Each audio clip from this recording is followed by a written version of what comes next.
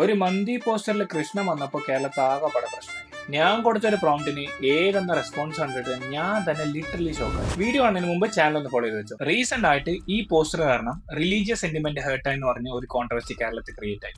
അപ്പൊ ഞാൻ എന്ത് ചെയ്തു, ചാറ്റ് ജിപിടിയോടും ജെമിനിയോടും ഈ പറഞ്ഞ പ്രോംപ്റ്റ് കൊടുത്തു.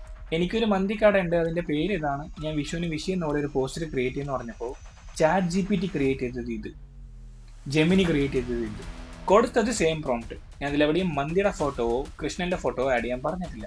പക്ഷെ ചാറ്റ് ജിപിടിയും ജെമിനിയും ക്രിയേറ്റ് ചെയ്തെന്ന രണ്ട് ഫോട്ടോയിനകത്തും ഈ പറഞ്ഞ കൃഷ്ണനും ഉണ്ട്, അതുപോലെ മന്തിയും ഉണ്ട്. അതുകൊണ്ട് ഞാൻ ഈ ഓണർ എയില ജനറേറ്റ് ചെയ്തത് എന്നല്ല പറയുന്നത്. പക്ഷേ ഞാനൊരു വിഷസ് ക്രിയേറ്റ് ചെയ്യണമെന്ന് മാത്രമേ പറഞ്ഞിട്ടുള്ളൂ.